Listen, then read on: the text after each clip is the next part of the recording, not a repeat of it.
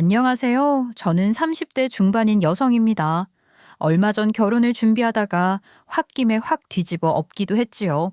주변에 먼저 결혼을 한 친구들 혹은 선배들이 저에게 결혼 준비를 하다 보면 부딪히는 일도 많고 싸울 일도 많을 거라고 했지만 이렇게까지 황당한 일이 생길 줄은 꿈에도 몰랐습니다.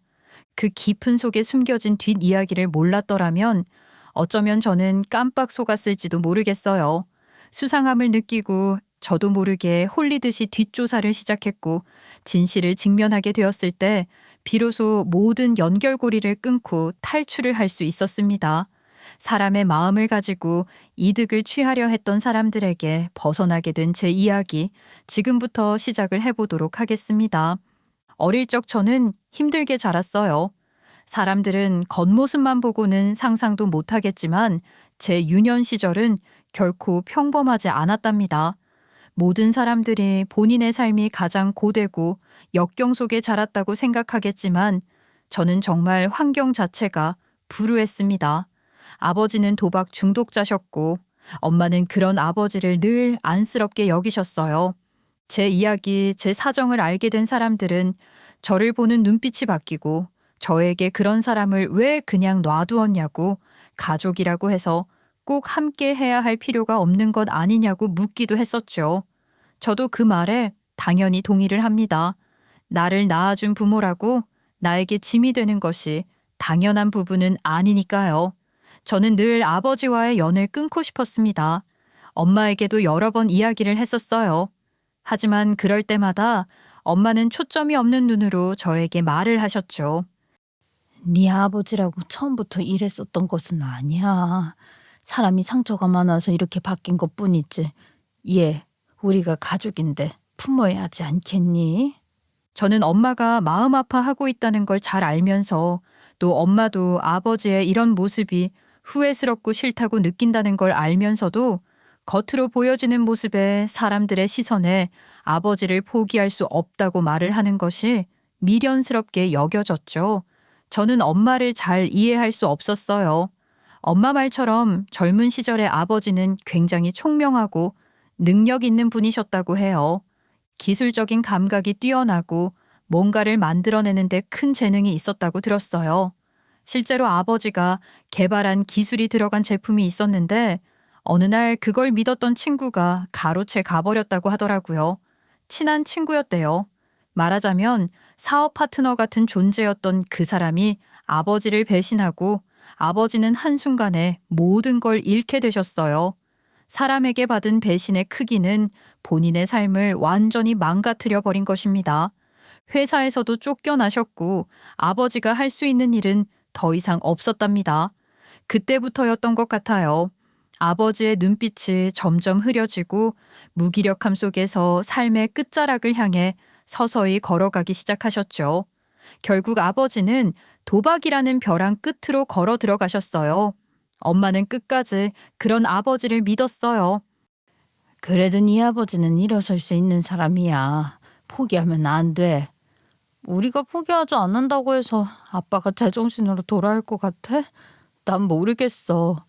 사람들은 나에게 미련하다고 손가락질 할 수도 있지만 우리는 적어도 서로에게 그러면 안 되지 않겠니?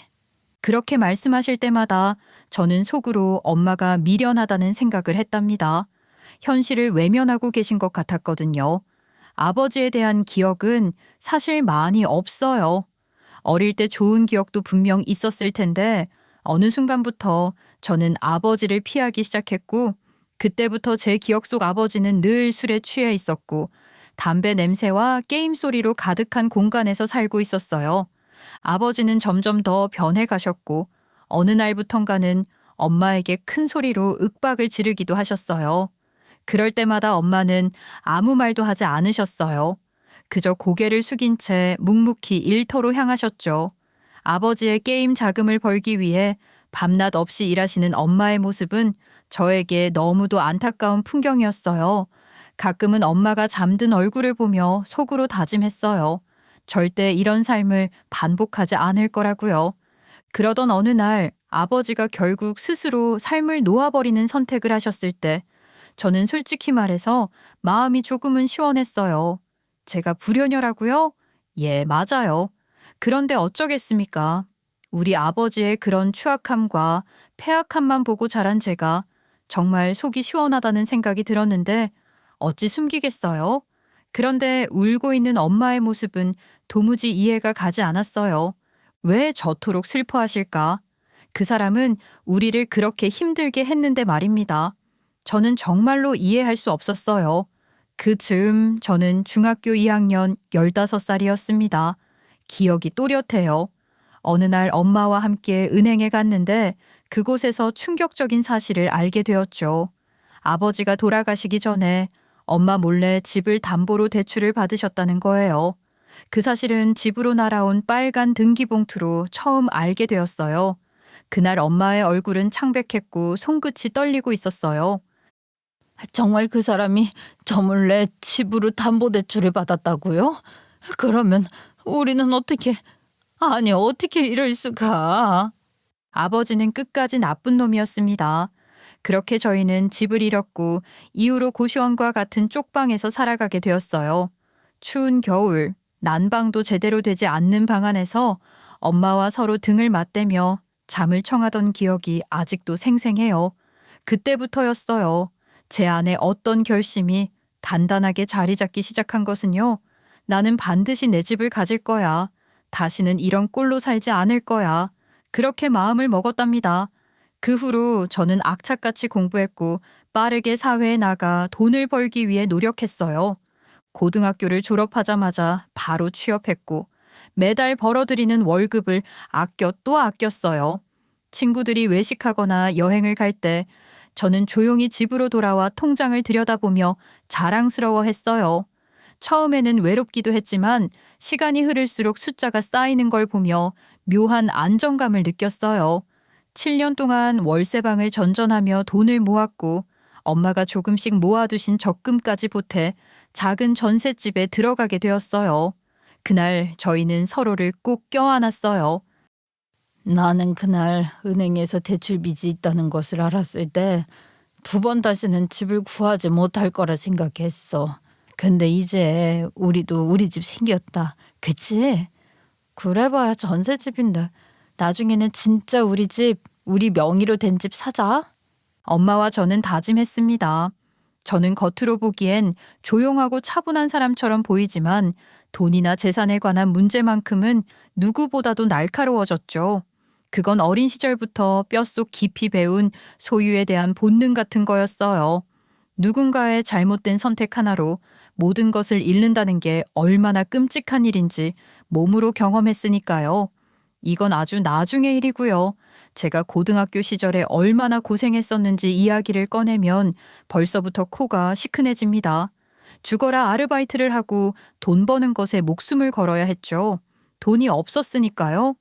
고등학교를 졸업하고 직장 생활이라는 것을 바로 시작한 뒤 첫 월급을 받았을 때 저는 엄마를 보며 말했어요. 엄마, 이제 우리 이사 가요. 월세라도 괜찮으니까 고시원은 정말 이제 그만 살고 싶어요. 고시원에서의 생활은 정말 숨막혔답니다. 2다리 쭉 뻗는 것도 어려운 좁은 공간, 벽 너머로 들리는 낯선 이웃의 기침 소리, 담배 냄새에 배인 이불들, 저는 그 모든 게 싫었어요. 더구나 매일 새벽같이 일어나 학교에 가고 방과 후에는 아르바이트를 하며 하루하루를 버티는 생활 속에서 그 공간은 저에게 쉼이 되지 못했어요. 그렇다고 불평만 하고 싶진 않았어요. 다시는 빚에 휘둘리지 않겠다고, 어떤 일이 있어도 다시는 내 삶을 빼앗기지 않을 거라고 마음속으로 다짐하며 하루하루를 견뎠답니다. 꾸준히 모은 돈이 적지 않았고 엄마도 저 몰래 적금을 붓고 계셨어요. 우리는 서로를 속이지 않았고 한 푼 한 푼을 믿고 맡겼죠. 저는 학업 지원을 제대로 받지 못했던 탓에 수능 성적도 그리 좋지 않았고 결국 수도권의 이름 없는 대학에 진학하게 되었답니다. 하지만 그 대학을 선택한 이유는 단 하나였어요. 여긴 장학금을 많이 준다고 하더라. 등록금 부담이 적으니까 일하면서 다녀도 될 것 같아. 학생이 공부만 해도 모자른 시간에 일을 하면서 대학 생활을 어떻게 하겠다는 거야. 여기는 교양 과목을 인터넷으로 수강해도 돼. 그리고 시간표 잘만 짜면 중간중간에 일할 수도 있다니까. 엄마는 공부와 일을 병행하겠다는 저에게 걱정 어린 시선을 보내셨죠. 대학의 네임밸류가 떨어진다는 말도 들었지만 저는 상관하지 않았어요. 어차피 학교 이름이 인생을 결정하는 건 아니니까요. 내가 열심히 하면 언젠간 잘 될 거야 라고 또 제 자신을 다독였죠. 그 시절 제 삶에는 연애라는 단어가 없었답니다. 아버지의 존재가 제게 남긴 가장 큰 상처 중 하나는 남자에 대한 불신이었어요. 어느 순간부터 저는 남자 자체를 혐오하게 되었고 연애는 사치라고 생각했어요. 친구들이 누굴 좋아한다느니 누구와 데이트를 했다느니 말할 때도 저는 그저 조용히 웃으며 지나갔죠. 사람들은 저를 두고 천연 기념물이라고 했습니다. 22살, 25살, 30이 되어도 한 번도 연애를 해본 적이 없었으니까요. 어느 순간부터는 저에게 모태솔로라는 별명이 붙었고 30을 넘긴 지금도 사람들은 가끔 농담처럼 묻곤 하더라고요. 남일에 뭔 관심이 그리 많은 건지요. 남자친구 한 번 안 사귀어 본 게 신기한가 봐요. 저는 당연한 이야기였는데요. 남자친구를 진짜 한 번도 안 사귀어 봤다고? 대단하다. 그건 진짜. 살면서 그러기도 쉽지 않잖아. 네가 뭐 하자가 있는 것도 아니고. 한 번도 없어. 내가 만나고 싶지 않은데 어떻게 해. 남자친구가 없다고 해서 심심한 것도 아니고. 정말이에요. 저는 심심하지 않았답니다. 남들처럼 연애를 하며 설렘을 느끼는 대신 저는 엄마와 보내는 일상이 늘 저에게 가장 큰 위로였어요. 누군가는 맛있는 음식을 먹을 때 남자친구가 생각난다지만 저는 그럴 때마다 엄마가 먼저 떠올랐어요. 엄마는 제 삶의 1순위였고 세상에 누구와도 바꿀 수 없는 존재였어요. 누가 저를 마마걸이라고 놀려도 저는 웃으며 넘겼어요. 그 말이 싫지도 않았거든요. 엄마는 제게 엄마이자 친구였고 때로는 제 멘토이기도 했습니다. 엄마라는 존재는 딸들에게 정말 크고 소중한 존재이지만 저에게는 세상이고 우주이고 전부였습니다. 물론 힘든 순간도 있었어요. 친구의 결혼식에 가면 문득 외로움이 밀려오기도 했죠. 하지만 엄마가 항상 곁에 있어 주셨기에 금세 마음을 다잡을 수 있었어요. 하지만 엄마의 입장에서는 제가 30이 넘도록 연애 한번 해보지 않았다는 사실이 걱정이 되셨나 봅니다. 사실 저는 어차피 결혼 안 해도 된다. 내 인생에는 엄마만 있으면 돼.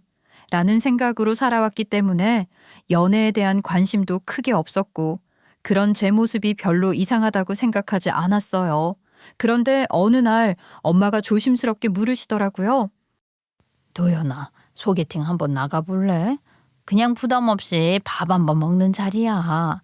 아니야, 엄마. 난 엄마랑 있는 게 제일 좋아. 연애 같은 거 진짜 안 해도 괜찮아. 엄마가 그 말을 했을 때 저는 조금 당황스러웠어요. 세상에 어떤 엄마가 딸에게 직접 소개팅을 시켜준다고 하나요? 선자리에 억지로 내보내는 거면 몰라도요. 저는 엄마가 왜 그러나 싶은 생각이 들 정도였죠. 엄마는 한숨을 쉬시며 다시 말을 꺼내셨어요. 도연아, 엄마는 네가 너무너무 소중하고 자랑스럽지만 혹시 말이야, 네가 여자를 좋아하는 건 아닌가 싶은 생각이 자꾸 들어서 말이야. 너 혹시 그런 거니? 그 말을 들었을 때 머릿속이 띵하고 울렸습니다. 할 말을 잃어서 입만 떡 벌리고 있었죠. 그건 아니었거든요. 정말로 저는 연애 자체에 흥미가 없었을 뿐인데 엄마는 혹시나 하는 걱정이셨던 것입니다. 그 순간에는 마음이 복잡했습니다. 내가 연애라는 것에 너무 무심했나? 오히려 엄마를 걱정하게 만든 게 아닐까? 그런 생각이 들면서 미안한 마음이 들더라고요. 그날 밤 저는 혼자 조용히 생각했습니다. 제가 지금까지 살아온 방식이 잘못된 건 아니지만 그렇다고 해서 엄마의 걱정을 계속 모른 척해도 되는 걸까 하는 생각이 들었거든요. 결국 저는 엄마의 마음을 헤아려 소개팅을 나가보기로 결심했습니다. 엄마한테 소개팅에 나가보겠다고 말을 하는 것 자체가 조금 부끄럽긴 했지만 슬쩍 이야기를 하니까 우리 엄마 아주 한박 웃음을 지으시는 겁니다. 마치 제 입에서 그 말이 나오길 기다린 사람처럼요. 박수까지 치며 좋아하시는데 제가 월급 봉투를 가져다 드렸을 때보다 몇 배로 좋아하시는 거예요. 솔직히 조금 허탈하기까지 하더라니까요. 아무튼 엄마는 저에게 옷을 한 벌 사주시면서 소개팅에 나가서 뭐 실수하지 말아라, 어째라 조언을 엄청나게 하시더라고요. 그렇게 남자에 대해서 잘 아는 엄마가 왜 아버지 같은 사람을 만났는지는 의문이었지만요. 그렇게 마련된 자리에서 만나게 된 사람이 바로 김도훈이라는 남자였습니다. 소개팅을 주선해준 친구도 본인이 아는 사람은 아니었지만 자기 지인이 정말 괜찮은 사람이라고 추천해줘서 믿고 나간 자리였어요. 저도 친구 체면도 있고 해서 실수하지 않으려고 신경을 많이 썼답니다. 옷도 고르고 화장도 오랜만에 연습해보고요. 그날 만난 김도훈 씨는 첫인상부터 꽤 괜찮았어요. 단정한 셔츠 차림에 웃는 모습이 부드럽고 말투도 예의 바르고 배려심이 느껴졌죠. 무엇보다도 저처럼 가족 이야기를 스스럼 없이 해주는 모습이 인상적이었습니다. 사실 저희 아버지는 투병 생활을 오래 하셨어요. 어머니가 정말 많이 고생하셨죠. 그런 어머니를 위해서라면 뭐든지 해드릴 수 있어요. 그 말을 들었을 때 가슴이 뭉클했어요. 저 역시 도박 중독으로 가족을 힘들게 하다 떠난 아버지의 기억이 있어서 부모님 이야기만 나오면 마음이 아려오거든요. 그런데 그 사람은 가족을 힘들게 했던 아버지를 탓하기보다는 그로 인해 고생한 본인의 어머니에 대한 감사를 먼저 말하더라고요. 이 사람 저와 비슷한 상처를 가지고 있구나 하는 생각이 들었어요. 그래서 더 마음이 갔던 것 같아요. 어릴 적부터 남자에 대한 불신으로 연애라는 감정 자체를 멀리하고 살았던 제가 처음으로 누군가를 같은 편으로 느낄 수 있었던 순간이었답니다. 그 뒤로 우리는 자주 만났고 조심스럽게 서로의 일상을 공유하기 시작했어요. 김도훈 씨는 주말이면 꼭 운동을 한다고 했고 회사 이야기도 솔직하게 들려줬습니다. 저도 서툴지만 저의 과거와 가족 이야기들을 조금씩 꺼내기 시작했고요. 그렇게 32에 만나 2해를 함께 했습니다. 그리고 34이 되던 해 저희는 결혼을 약속했어요. 엄마도 무척 기뻐하셨고 저 역시 새로운 가족을 맞이할 준비가 되었다고 생각했어요. 꿈에도 몰랐던 거죠. 결혼 준비를 하면서 무슨 일이 생길지를요. 결혼 이야기가 오가기 시작하면서부터 도훈 씨는 이상하리만치 중요한 결정을 내릴 때마다 꼭 시어머니, 그러니까 본인의 어머니와 상의를 했어요. 처음엔 그저 효자려니 가족을 챙기는 따뜻한 사람이려니 생각했죠. 연애 초반부터 우리 어머니가 이걸 좋아하거든요. 우리 어머니도 이런 거 잘 몰라요. 같은 말들을 자주 하긴 했지만 그땐 그냥 가족 이야기를 많이 하는 사람이구나 싶었답니다. 저도 꼭 무언가를 먹고 사고 할 때 우리 엄마의 생각이 났었기 때문에 저랑 비슷한 환경에서 살았다는 도훈 씨 역시 저랑 같은 마음에서 본인의 어머니를 챙기는 것이라고 생각을 했었죠. 하지만 이상함을 느낀 건 결혼 준비가 본격적으로 시작되면서부터였어요. 어느 날 함께 가구를 보러 갔을 때였죠. 제가 예쁜 회색 소파를 보고 마음에 든다고 말을 했습니다. 사실 때가 좀 묻을 것 같은 색이긴 했지만 위에 천을 하나 더 씌우면 괜찮을 것 같았어요. 이 색깔 너무 예쁘지 않아? 회색이 칙칙하지 않고 조금 밝은 느낌이라 괜찮을 것 같아. 이런 거 집에 있으면 분위기도 확 살아날 것 같은데. 그런가? 난 잘 모르겠는데. 사실 우리 엄마가 크림색으로 사는 게 집 공간이 더 넓어 보일 거라고 하긴 했거든. 회색은 또 뭐 묻으면 티 많이 나잖아. 뭐 흘렸을 때 티 나는 건 회색보다 크림색이 심할 텐데.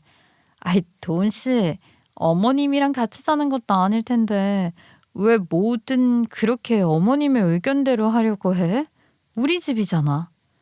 내가 그랬어? 아이, 그냥 나는 우리 엄마가 나보다 안목이 훨씬 좋으니까 엄마 하자는 대로 해버릇했거든. 엄마 말대로 해서 손해본 적도 없었고 말이야. 그럴 수 있지 하고 생각했어요. 저도 우리 엄마의 삶의 지혜를 많이 빌리는 편이었으니까요. 그 당시에는 그렇게까지 심각하게 받아들이진 않았어요. 그냥 결혼 준비라는 게 워낙 복잡하고 어른들 입장도 생각해야 하니까 그런가 보다 넘겼죠. 도훈 씨가 효자라는 건 연애할 때부터 알고 있었으니까요. 하지만 그 뒤로도 자꾸만 마음에 걸리는 순간들이 반복됐답니다. 특히 찜찜했던 건 도훈 씨가 자주 휴대폰을 몰래 들여다보면서 통화 녹음 파일을 확인하거나 통화 시간을 체크하는 모습을 본 순간들이었어요. 뭘 그렇게 보는 거냐고, 휴대폰에 꿀단지라도 숨겨놓은 거냐고 물어보면 도훈 씨는 어색하게 웃으면서 그런 거 아니라고, 별거 없다고 얼버무렸죠. 그냥 그런가 보다 했는데 찝찝하긴 했어요. 게다가 대화 중에도 내내 우리 엄마가 하고 같은 말을 반복하는데, 처음에는 결혼이라는 게 양가의 의견이 중요한 거라고 생각해서 별 생각 없었지만, 나중에는 결혼을 저랑 하는 건지 시어머니랑 하는 건지 모르겠다는 생각까지 들었습니다. 하지만 운이 나쁘고 걸림돌만 있던 결혼 준비는 아니었어요. 저에게도 이런 행운이 찾아오게 되더라고요.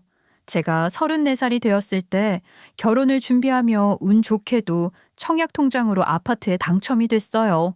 전세를 알아보고 있던 와중에 좋은 청약이 나와서 한번 넣어놔보자 했던 건데 정말 당첨이 된 거죠. 25평 규모의 신축 아파트였는데 위치도 좋고 주변 환경도 깨끗해서 정말 마음에 들었답니다. 평생 내 집 마련이 꿈이었던 저에게는 너무 감사하고 기쁜 일이었죠. 그런데 막상 집이 생기고 나니 고민이 생기더라고요. 그 집을 제가 살 신혼집으로 쓸 수도 있었지만 문득 이런 생각이 들었어요. 우리 엄마한테 드리면 어떨까? 엄마는 평생 저를 위해 희생만 하셨고 아버지가 남긴 빚 때문에 그 이후로 집을 가져본 적이 없으셨거든요. 그래서 이렇게 좋은 기회가 생겼을 때 엄마에게 안겨드리고 싶다는 마음이 강하게 들었답니다. 그렇지만 이 집이 청약으로 당첨된 것이다 보니 바로 명의를 변경하기엔 무리가 있었습니다. 실거주 기간 조건이 붙어 있어서 몇 년간은 직접 거주해야 한다는 규정이 있었거든요. 그래서 저는 고민 끝에 엄마에게 조심스럽게 말씀드렸어요. 엄마, 이 집 말이야. 내가 엄마한테 결혼 전에 주는 마지막 선물로 하고 싶은데 실거주 기간이 걸려서 말이야. 뭐라고? 아우, 얘 그게 무슨 소리야. 네 청약 통장으로 당첨된 네 집인데 이거를 왜 엄마한테 넘겨? 너 신혼집 해야지. 나야 뭐 둘이 벌어서 전세 대출 갚으면서 열심히 사는 맛도 있어야지. 이 집은 엄마 명의로 넘겨줄게. 일단 내가 먼저 들어가서 살다가 말이야. 싫어. 엄마 부담스러워. 딸 편안하게 사는 것만큼 효도하는 것도 없다 얘.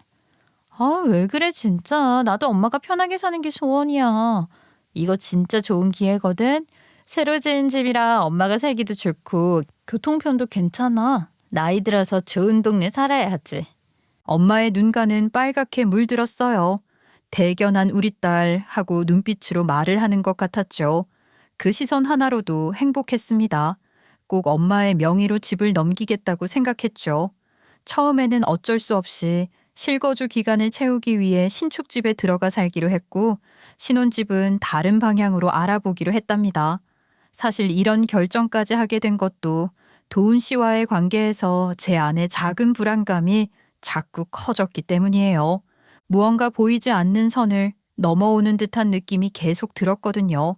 물론 이때까지만 해도 저는 모든 걸 최선을 다해 맞춰가려고 했어요. 엄마의 의견도 최대한 존중하려 했고 도훈 씨가 효자라는 점도 이해하려 했죠. 하지만 그 이해가 점점 저를 구석으로 몰아넣는다는 건 그때는 미처 알지 못했습니다. 당연히 예비 신랑인 도훈 씨도 제가 청약에 당첨된 이야기를 다 알고 있었어요. 청약 통장을 오랫동안 준비해왔고 운 좋게도 바로 당첨까지 됐으니 그 기쁨을 함께 나누고 싶었죠. 그런데 이상하게도 도훈 씨의 반응은 기대했던 것과는 달랐습니다. 말 그대로 영 뜨뜻 미지근했어요. 아마도 제가 그 집을 평생의 집이라 생각하지 않고 저희 엄마에게 드린다고 했기 때문인 것 같았습니다. 그런데 저는 그런 도훈 씨의 반응이 이해가 안 갔어요. 어찌됐든 결혼 준비 중에 당첨이 되긴 했지만 제 집이고 제 마음대로 할 수 있는 권리도 있잖아요. 그 집을 지금 장모님께 드리겠다고? 우리 엄마가 평생 고생만 했었잖아. 그래서 나 시집가기 전에 집이라도 한 채 챙겨드리면 좋을 것 같아. 청약 당첨되는 게 얼마나 어려운 일인데 평생에 한 번 있을까 말까 한 일이라는 건 잘 알고 있지. 새로 만들어도 십수년 동안 꾸준히 부어하고 다 알지. 근데 그래도 좋으니까 우리 엄마한테 주고 싶다고. 그게 이상해? 그럼 우리 엄마는 우리 엄마도 고생을 했는데 왜 우리 엄마는 안 챙겨? 저는 이게 무슨 소리인가 싶었습니다. 순간 말문이 막혔다고나 할까요? 갑자기 여기서 이 시어머니의 이야기가 왜 나오는지 알 수 없었죠. 막말로 제가 저희 엄마를 챙기니까 도훈 씨가 시어머니를 알아서 챙기면 되는 일 아니겠어요? 저한테 뭘 어쩌라고 하는 건지 모르겠더라고요. 아니 갑자기 여기서 시어머니 이야기가 왜 나와? 도훈 씨가 뭐 챙겨드릴 수 있는 게 있으면 드리고 와. 나는 내 형편안에서 해드릴 수 있는 걸 해드리는 거지. 내가 대기업에 다니면서 모은 돈이 별로 없는 이유 잘 알고 있지. 우리 집 생활비부터 시작해서 엄마한테 들어갈 돈이 많았어. 그러니까 난 우리 엄마한테 집을 해줄 수 없다고. 지금 살고 있는 집도 도훈 씨 돈 아니야? 그거 해드리는 거랑 쌤쌤인 거지. 청약 당첨된 자가랑 전세는 다른 거잖아. 엄마는 집 줄여가신다고 했고 그냥 나는 공평하게 아무것도 안 하자는 거지. 요즘 다 그렇게 하잖아. 우리도 집 얻으려면 전세 대출 받아야 하는 청약이 있는데 왜 그런 짓을 해서 이자를 내? 그리고 우리 엄마 눈치도 보이고 말이야. 그런 이야기를 듣고 있으니 마음이 복잡했어요. 물론 맞는 말일지도 모릅니다. 신혼살림 시작하는데도 돈이 많이 들고 앞으로 경제적으로 부담이 되는 것도 사실이니까요. 하지만 저는 우리 엄마가 앞으로도 계속 생활비를 벌기 위해 일을 하셔야 한다는 생각에 마음이 아팠어요. 결혼하고 나면 용돈도 제 마음대로 드리기 어려울 테니 집이라도 드리면 엄마가 좀 편하게 사실 수 있을 거라고 생각했죠. 그렇게 우리의 의견은 끝내 좁혀지지 않은 채 상견례 날이 다가왔습니다. 양가 어머니들만 모신 자리였어요. 분위기는 처음엔 나쁘지 않았죠. 그런데 문제는 자리에 앉자마자 도훈 씨의 어머니가 곧바로 본론부터 꺼내셨다는 거예요. 아이고 이렇게 상견례까지 하게 될 줄이야. 그 사돈도 잘 아시죠? 우리 도훈이가 대기업에 다니고 있다는 것 말입니다. 아유 그럼요. 얼마나 든든한 사위인지 모릅니다.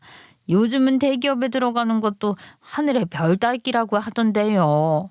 그럼요. 세상에 이런 남자 얻기 어렵습니다. 제 아들이라서가 아니라 정말 괜찮은 놈 데리고 가시는 거예요. 그래서 말인데요. 요즘은 이런 사위 얻으려면 신혼집 정도는 예단으로 해오는 게 추세라고 하더라고요. 그 말의 황당함도 황당함이었지만 제 청약 통장을 가지고 이야기하는 거라는 생각이 딱 들면서 온 몸이 굳어지는 기분이더라고요. 저희 엄마도 시어머니께서 어떤 생각으로 그 말을 꺼냈는지 대충은 눈치를 채신 건지 제 얼굴을 한번 바라보시더라고요. 저는 입술을 다물었습니다. 솔직하게 말을 하면 저도 멘탈이 확 빠져나가는 느낌이라서 머릿속이 하얘지고 무슨 말을 해야 할지 모르겠더라고요. 도훈 씨는 미리 알고 있었던 건지 옆에서 아무 말도 하지 않더라고요. 딱 25평 정도면 좋을 것 같지 않아요? 위치는 역세권이면 더더욱 좋고 아무튼 명의도 돈이 명의였으면 좋겠네요. 앞으로 대기업 다니면서 평생 벌어올 돈 생각하면 그 정도는 무리도 아니지요.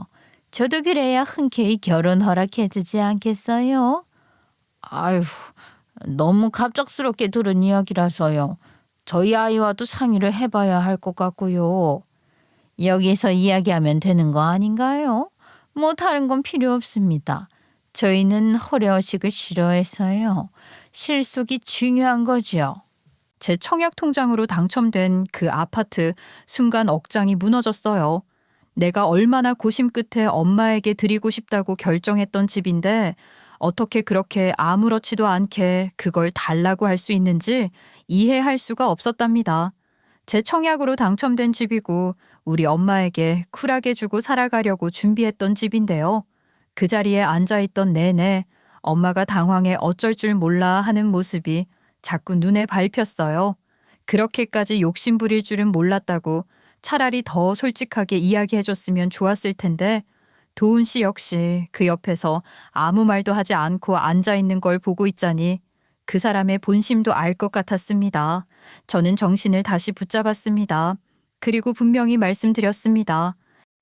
제가 청약으로 당첨된 아파트 이야기 하시는 거죠? 그 집은 저희 어머니께 드리고 싶은 집이라서요. 저희 엄마 평생 저 키우시면서 고생하셨고 일을 쉬신 적도 없어요. 지금 건강도 챙기셔야 하고 앞으로 일을 얼마나 더 하실 수 있을지도 모르겠고요. 그래서 그 집은 저희 엄마께 꼭 챙겨드리고 싶습니다. 당장은 실거주 기간이 있어서 신혼집으로 사용을 해야 하지만 그 사이에 돈 모아서 전셋집 하나 마련하려고요. 그리고 그 사이에 아이라도 생기면 더 큰 집이 필요하지 않을까요? 25평 정도면 저희 엄마 혼자 생활하시기 딱 좋을 것 같아서요. 제 진심을 담아 이야기를 했는데 시어머니께서는 갑자기 콧방귀를 뀌시며 말씀을 하시는 겁니다. 그 집을 그럼 상의도 없이 친정해주고 오겠다는 거니? 예, 너는 시집살이가 무섭지도 않은가 보다. 너무 당황스러워서 순간 말문이 막혀버렸어요. 도대체 왜 갑자기 시집살이 이야기가 나오는 건지 이해할 수 없었습니다. 심지어 저희 엄마도 입을 떡 벌리고 본인이 지금 무슨 이야기를 들은 건지 다시 한번 곱씹는 듯한 표정을 지으셨어요. 제가 아무 말도 못하고 있는데 시어머니께서는 곧장 이렇게 이어서 말씀하시더군요. 그 집은 아마 나한테 준 게 좋을 것 같구나. 나도 그렇게 생각해. 우리 엄마도 힘들게 나 키웠잖아. 장모님, 제가 정말 잘하겠습니다. 앞으로 번듯한 사위 얻었다는 소리 듣게 해드릴게요. 그 집은 아무래도 제 명의로 들고 가는 게 좋을 것 같습니다. 피차 서로 좋은 일 아니겠어요? 엄마는 안절부절 못하며 제 눈치를 보셨죠. 정말 충격이었어요. 왜 갑자기 저희 엄마에게 그런 말을 하는 건지 무례하고 계산적인 느낌을 지울 수 없었답니다.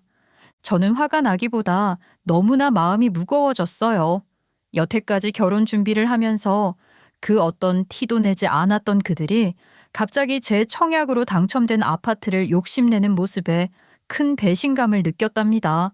무엇보다도 마음이 아팠던 건 저희 엄마였어요. 평생 연애 한 번 못 해본 딸이 첫 연애에서 결혼까지 하겠다고 하니 그저 집 하나만 양보하면 된다는 생각을 하셨던 것 같아요. 엄마는 평생 분에 넘치게 살아본 적도 없고 늘 참고 양보하셨던 분이거든요. 그날도 결국 그 집을 양보할 마음이신 것처럼 보였답니다. 저는 이래선 안 된다고 생각했죠. 아니요. 대기업 다닌다고 25평 아파트를 이 사람 명의로 돌리라는 건 좀 이상하죠. 제가 돈을 안 버는 것도 아니고 저도 직장 생활하고 있는데요. 너처럼 중소기업 다니는 거랑 대기업 다니는 우리 아들이랑 비교가 되니? 솔직히 우리 아들한테 들어온 좋은 혼처 자리가 얼마나 많았는데 그거 다 포기하고 우리 아들 좋다는 여자 만나게 해주는 건데 그 정도는 내가 받아야 하지 않겠니? 대기업이 뭐라고 25평짜리 아파트를 탐내요? 저 안 되겠어요. 아줌마, 이 결혼 그냥 엎읍시다. 제가 뭐 부족한 것도 아닌데 설설 기어가면서 시집살이 구렁텅이에 빠지고 싶지가 않네요. 뭐라고? 지금 나한테 뭐라고 그랬어? 아줌마? 결혼 안 할 거면 아줌마 맞지? 남남인데. 아줌마, 이 결혼 없겠다고요. 제가 그렇게 씩씩거리면서 말을 하니까 우리 엄마가 갑자기 한숨을 푹 내쉬면서 안도의 표정을 지으시더라고요. 아마 엄마와 저는 같은 생각을 하고 있었던 것 같아요. 하지만 서로를 배려하느라 진심을 표현하지 못하고 있었던 거죠. 저는 엄마가 착해 빠진 사람이라서 도훈 씨의 명의로 그 집을 돌리라고 할까 봐서 엄마는 제가 도훈 씨를 너무나도 사랑하는 사람이라 여기고 있으니 그 집을 주고 싶어 할까 봐 진심을 말하지 못하고 눈치만 보고 있었던 겁니다. 제 입에서 아줌마 결혼 안 합니다. 하는 말이 나오자 안도를 한 것이었어요. 그날 이후 저는 바로 계획을 실행에 옮겼습니다. 제 명의로 당첨된 25평 아파트의 계약을 확정 지었고 인테리어 공사도 하기로 했습니다. 그리고 당연히 엄마와 함께 그 집에 들어가 살기로 했죠. 명의는 말할 것도 없이 제 명의였고요. 하지만 도훈 씨의 집착은 끝이 없었습니다. 아파트 완공과 동시에 저와 엄마는 새 집에 들어가서 살게 되었는데 그 집에 도훈 씨가 찾아와서는 당당하게 이삿짐을 옮기겠다고 하는 게 아니겠습니까? 저는 3달 만에 나타나서 무슨 소리를 하는 건지 싶어서 얼이 나갔죠. 도훈 씨의 주장은 3개월 동안 잘 생각해보고 결정한 일이라며 이 집을 신혼집으로 사용하는 게 맞는 것 같다고 하는 겁니다. 본인은 대기업에 잘 다니고 있으니 이 집 명의만 넘겨주고 결혼하면 다 끝날 일인데 왜 자존심을 부리냐고 하더라고요. 저는 이미 3개월 전에 상견례 아닌 상견례 자리에서 파혼을 이야기했는데 갑자기 나타나서 뻘소리를 하는 이 인간이 미쳤구나 하는 생각밖에 들지 않았죠. 도대체 뭐라고 씨부리는 건지 끝까지 들어주기 어려울 정도였습니다. 저를 살살 꼬시듯이 말을 하는데 파혼까지 선언한 마당에 갑자기 왜 이러나 싶어 찝찝하더라고요. 이 사람이 저 모르게 뭔가 숨기고 있음이 확실하다는 것을 느끼고 저는 슬며시 발톱을 숨겼습니다.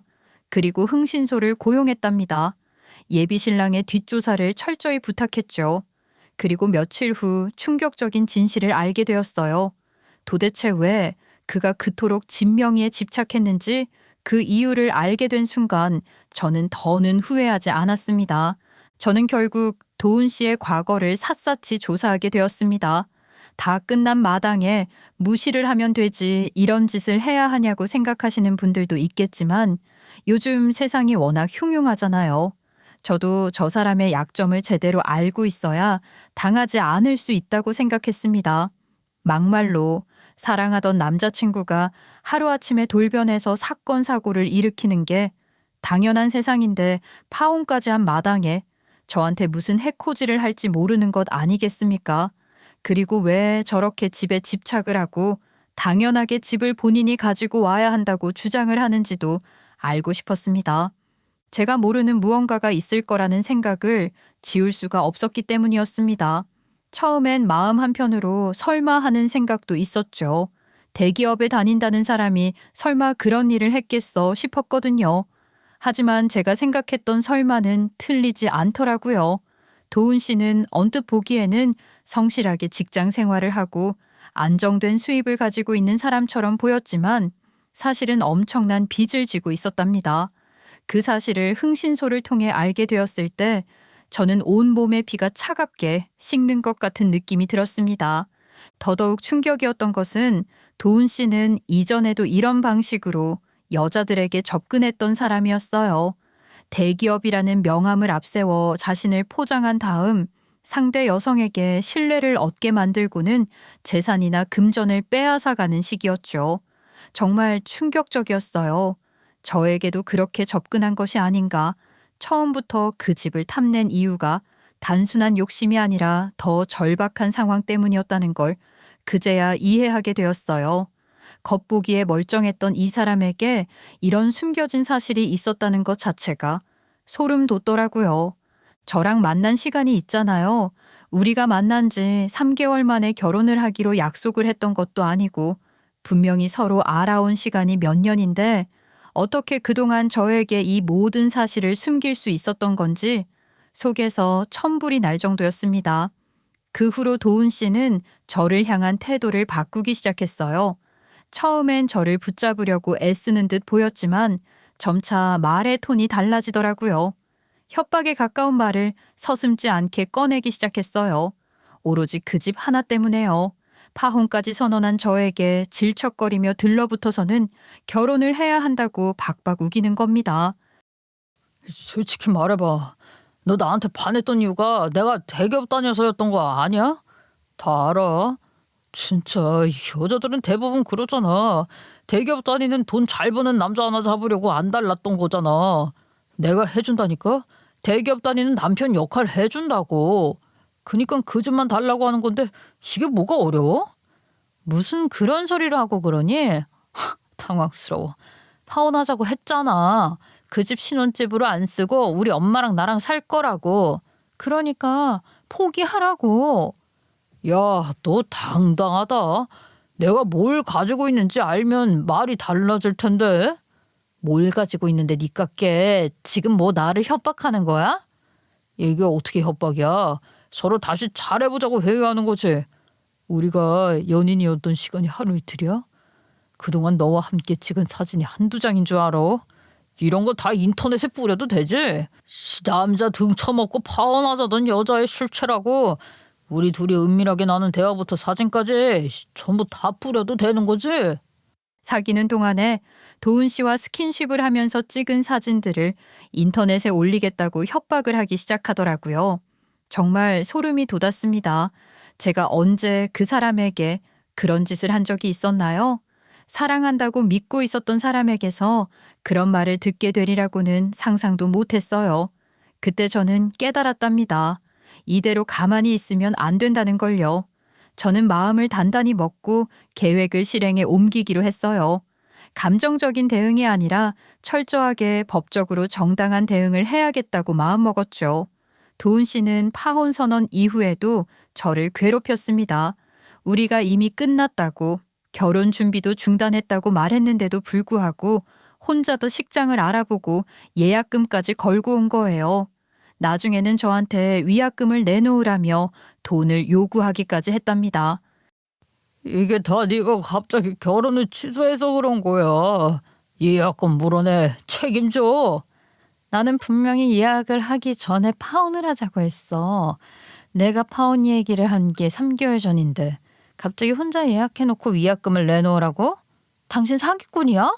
솔직히 그 위약금이라는 것도 사실인지 아닌지도 알 수 없었어요. 괜히 저에게 돈을 뜯어내려고 꾸며낸 이야기일 수도 있다고 생각했죠. 이미 그는 거짓말을 밥 먹듯이 해왔으니까요. 숨기고 있었던 빚도 제가 뒤늦게 알게 된 거였고요. 그래서 저는 결심했어요. 더는 참고만 있지 않겠다고요. 도훈 씨와 그의 어머니를 상대로 허위사실 유포 및 사기 미수 혐의로 민사와 형사 고소장을 동시에 제출했습니다. 저는 이렇게 하지 않으면 이대로 도훈 씨에게 당할 것 같았습니다. 법적인 도움이라도 받아야 지긋지긋한 이 연결고리를 끊을 수 있을 거라고 생각했습니다. 어떻게 한때는 사랑했던 사람이 이런 미친 짓을 할 수 있단 말입니까? 고소장을 접수하는 순간 저는 마음이 이상하게도 차분해졌어요. 오히려 속이 다 시원하더라고요. 이 일이 감정 싸움으로 끝날 수 없다는 걸 저 스스로 잘 알고 있었어요. 그리고 이대로 넘어가면 같은 피해자가 또 생길 수도 있겠다는 생각에 더욱 단단한 결심이 들었죠. 그리고 한 가지 더 저는 도훈 씨가 다니는 회사의 인사팀에 익명으로 제보 메일을 보냈어요. 이 사람이 어떤 사람인지 적어도 그의 동료들이라도 알아야 하지 않겠냐는 생각이었어요. 대기업 직원이라는 타이틀을 앞세워 사람을 속이고 다니는 사람이라면 언젠가 회사에도 해가 될 수 있는 존재일 테니까요. 물론 도훈 씨를 궁지에 몰아버리고 싶다는 생각이 더 많이 있긴 했지만요. 메일에는 제가 확보한 증거 자료 일부도 함께 첨부했어요. 그의 빚 상황, 전 연인과의 금전 문제, 그리고 저와의 일까지 모두 객관적으로 정리해서 보냈답니다. 물론 제 신분은 드러내지 않았고요. 지금 생각해보면 아찔한 일이었어요. 만약 제가 끝까지 참고 넘어갔다면 이 사람은 또 다른 피해자를 만들어냈겠죠.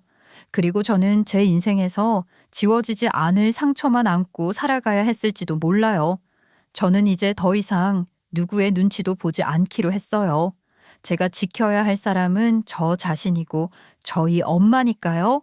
이 일로 인해서 어떤 폭풍 같은 결과를 일으킬지 상상조차 되지 않았지만 당시에 저는 눈에 보이는 게 없었어요. 당장의 제 안위도 걱정이 되었으니까요. 제보, 기사 직원 김도훈 관련 금융채무 불이행 사실 및 기밀 누설 정황. 메일에는 도훈 씨가 파혼을 한 사실을 숨긴 채 허위로 신혼부부 전세자금 대출을 신청하려 했던 정황과 함께 회사 내부 자료 일부를 외부 여성에게 전달한 정황이 정리된 캡처 파일이 함께 첨부되어 있었어요. 내용은 생각보다 훨씬 구체적이었고 한눈에 보기에도 회사 차원에서 절대 간과할 수 없는 문제들이 담겨 있었답니다. 제가 이 자료를 다 어떻게 찾았냐고요? 도훈 씨가 휴대폰을 숨기며 어디론가 자꾸 연락을 하는 것이 수상하다고 했었잖아요. 아주 오래전 연애를 할 때요. 그냥 그때는 그러려니 하고 넘어갔었는데 흥신소를 고용했을 때 알았습니다. 이 인간이 저 말고도 등쳐먹었던 여자들이 있었고 이전에도 이런 일들이 몇 번 반복됐었다는 것을요. 그리고 흥신소 직원이 그 사실을 전부 캐와준 것입니다. 저는 그 자료를 도훈 씨가 다니고 있는 회사에 뿌린 거고요. 며칠 후 결국 김도훈 씨는 인사위원회에 회부되었고요. 회사 내부 사정에 정통한 지인에게 들은 바로는 내부 기밀 유출과 신용 문제, 도덕적 결함 등이 복합적으로 문제가 되어 강제 대기 발령이라는 결과가 나왔다고 하더라고요. 왜 그런 발령이 내려졌는지 저도 처음엔 정말 이해할 수 없었어요. 결혼 준비는 저랑 하고 있었던 와중에도 다른 여자와 전세자금 대출 서류를 작성했었다는 사실이 밝혀지면서 회사 감사팀에서도 얼떨떨했대요. 저 역시 미친놈인가 하는 생각이 들면서 처음에는 무슨 상황인지 감조차 오지 않았어요. 이게 말이나 되는 소립니까? 결혼 준비는 저랑 하고 신혼집은 다른 여자랑 알아본다는 게요. 결국 더 깊이 알아보니 정말 믿기 어려운 사실이 나왔어요. 도훈 씨에게 저 외에도 또 다른 여자가 있었던 거예요. 그 여자가 먼저였는지 제가 먼저였는지는 모르겠지만 둘 중 누구도 단순한 양다리가 아니었다는 건 분명했어요. 흥신소를 통해 알아본 그의 명의로 된 대출, 채권, 카드론 내역을 확인하고 나서 저는 말문이 막혔습니다. 총 4억 원에 달하는 빚이 있었고요. 그 내역을 하나하나 확인할수록 한숨이 깊어졌답니다. 아니, 빚이 4억이나 있다고요? 그 돈을 다 어디다 썼길래 그런 빚이... 도저히 이해가 되지 않았어요. 도훈 씨는 자신의 빚을 감추고 저와 결혼을 추진하며 신혼집을 담보로 또 다른 대출을 받아 이 문제를 해결하려 했던 거예요. 제가 정말 화가 났던 건 저라는 사람을 너무 쉽게 보고 만만하게 여겼다는 점이었어요. 연애 한번 제대로 안 해봤다는 말을 듣고 조금만 잘해주면 넘어올 거라고 생각했겠죠. 그리고 실제로 처음엔 저도 그 따뜻한 말 한마디, 다정한 행동 하나에 마음을 열었었답니다. 그러니 그는 더 확신했겠죠. 제가 쉽게 흔들릴 거라고요. 하지만 결정적인 부분에서 저는 단호했어요. 당첨이 되어 제 명의로 된 아파트는 무슨 일이 있어도 저희 엄마께 드리기로 마음을 굳혔었거든요. 그때부터였어요. 도훈 씨의 태도가 확 바뀌었답니다. 말끝마다 은근한 협박, 감정적인 조롱, 그리고 결혼을 무산시키겠다는 불안감을 조성하며 저를 흔들기 시작했어요. 이 상황을 도저히 그냥 넘어갈 수 없다고 생각했어요. 고소장이야 인터넷 보고 제가 혼자 준비를 해도 괜찮았지만 사건이 점점 커지면서 저 혼자 감당하기 어렵더라고요. 그래서 변호사를 찾아가 상담을 받았습니다. 제가 겪은 일들을 모두 말씀드렸더니 변호사님은 조심스럽지만 단호하게 말씀하셨답니다. 이거는 혼인빙자 사기일 가능성이 있습니다. 이 사람 굉장히 악질이에요. 결혼이라는 미래를 비밀로 예단이나 혼수 강요하고 재산을 이전받으려 한 정황이 있다면 이는 명백한 법적 문제로 접근해야 합니다. 그리고 그 말씀을 듣는 순간 저는 더 이상 머뭇거리지 않기로 했어요. 특히 그 인간의 어머니께서 상견례 자리에서 당연하다는 듯이 하신 말씀은 지금도 생생히 기억이 나요. 우리 아들이 대기업에 다니니까 예단은 현금으로 8천만 원 정도 준비해 와야지. 그리고 혼수도 그에 맞게 맞춰야 하지 않겠어? 그 당당한 목소리에 저는 얼어붙을 수밖에 없었답니다. 처음엔 그게 관습이라고 생각하려 했지만 그 이후의 말들이 저를 깨닫게 해줬어요. 아파트 명의는 도훈이 이름으로 돌려준 게 맞지 않겠어? 결혼하면 가족인데 그건 서로 신뢰의 표시지. 그 말에서 전부 알 수 있었죠. 그들은 제 집을 원했고 그걸 위해 결혼을 수단으로 삼고 있었던 거예요. 그래서 저는 변호사님과 함께 법적 대응을 준비했답니다. 불공정한 예단 요구, 명예 이전 강요, 결혼을 빌미로 한 재산 이전 기도, 허위 약속을 통한 혼인빙자 사기까지 전부요. 민사와 형사를 동시에 준비한 이유는 간단했어요.